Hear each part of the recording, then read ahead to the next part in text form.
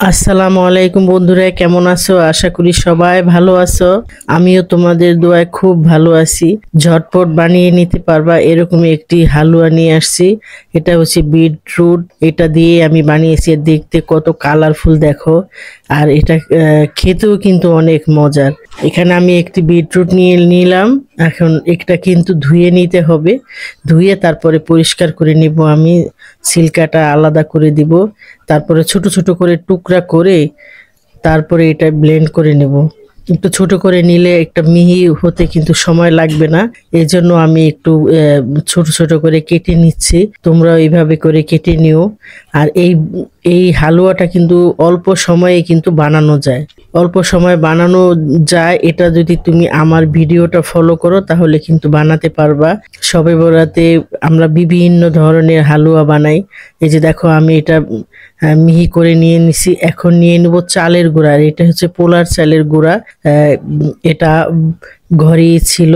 চালের গুঁড়াটা আমি যখন প্যানে দিয়ে ভাজতে নিব তখন কিন্তু একটু ছোট ছোট দলা পেকে যাবে। তখন এইভাবে করে চামিচ দিয়ে চেপে চেপে তারপরে ভাজতে হবে। আর না হয় কিন্তু যখন আমি হালুয়া বানাবো তখন কিন্তু দেখতে ভালো লাগবে না এবং ছোট ছোট দলা পেকে থাকবে। এখন একটি প্যানে দিয়ে দিলাম ঘি। ঘিটা একটু গরম হলেই তারপরে আমি বাদাম আর হচ্ছে কিশমিশ, আমি কাজু বাদামটাকে একটু ছোট ছোট করে কেটে নিছি। দেখতে ভাল লাগবে এজন্য। এখন এগুলি আমি একটু ভেজে উঠিয়ে নিব। এটা যখন একটু ফুলে ফুলে যাবে মনে হবে যে এটা ভাজা হয়ে গেছে। তারপরে আবারও ঘি দিয়ে দিলাম। তোমরা চাইলে পুরোটাই কিন্তু ঘি দিয়ে বানাতে পারো। আমি অল্প করেই দিলাম। এখন দিয়ে দেবো একটু তেল। তেলটা দিতে হবে, আর না হয় কিন্তু একটা ভালো লাগবে না। এখন এটাকে দিয়ে দিলাম। এই যে দেখো, এটা কিন্তু একেবারে মিহি করে কিন্তু ব্লেন্ড করে নিতে হবে। আমি আর একটু পানি দিয়ে দিলাম। হ্যাঁ, এটা একটু সিদ্ধ হলে এটার মধ্যে কিন্তু একটু কাঁচা কাঁচা ভাব বা গন্ধ থাকে। তারপরে দিয়ে দিব এলাচ গুঁড়ো।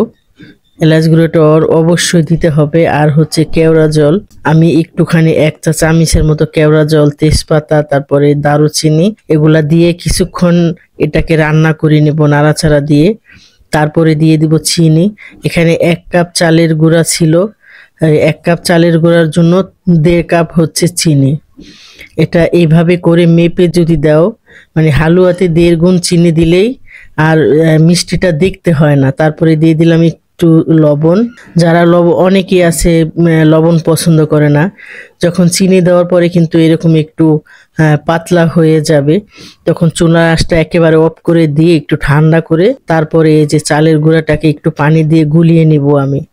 আর না হয় কিন্তু শুকনো চালের গুঁড়াটা দিলে মাঝে মধ্যে দলা পেকে যাবে, এটা দেখতে ভাল লাগবে না বা সুন্দর হবে না। তারপরে দিয়ে দিব। এখন কিন্তু নাড়াচাড়া আর বন্ধ করা যাবে না, তাহলে দলা দলা হয়ে যাবে। এইভাবে নাড়তেই থাকবো। আর বেশ কিছুক্ষণ নাড়ার পরেই কিন্তু আস্তে আস্তে শুকোবে। এটা একেবারে শুকানো পর্যন্ত আমি নাড়তে থাকবো। দেখো এটা কতটা কালারফুল, আর এটা কিন্তু খেতে খুবই মজার। তবে তোমরা কিন্তু চালের গুঁড়াটাকে একটু ভালোভাবে ভেজে নিতে হবে। এই যে দেখো, এইভাবে যখন উল্টে পাল্টে দেওয়া যাবে তখন ভাববো যে এটা প্রায় হয়ে আসছে। আমি আরো কিছুক্ষণ নাড়াচাড়া করব। এটা যত আম, শক্ত করে বা বেশি ভাজবো ততই কিন্তু এটা হালুয়াটা টাইট হবে বা এটা বিস্কিটের মতো কাটতে পারবো। এই যে দেখো, এটা কিন্তু হয়ে গেছে। আমি এই যে দেখো, এটা কিন্তু এখন প্যানে লাগতেছে না।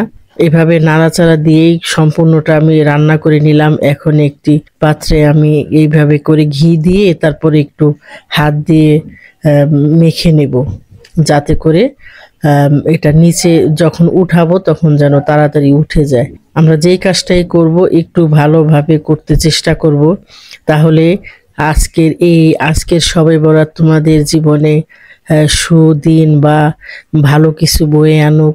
অবশ্যই আমরা নামাজ পড়ে আল্লাহর কাছে চাইবো যে পৃথিবীর মানুষ সবাই হেদায়েত হোক বা ইমানের পথে থাকুক।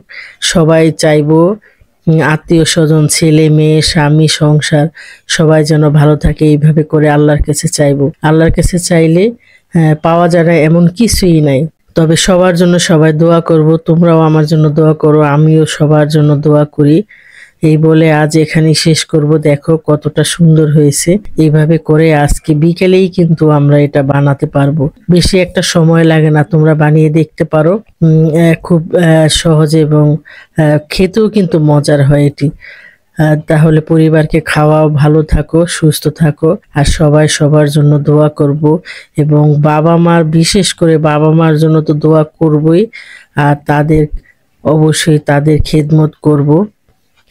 এই যে দেখো, তাহলে ভালো থাকো, সুস্থ থাকো, আল্লাহ হাফেজ।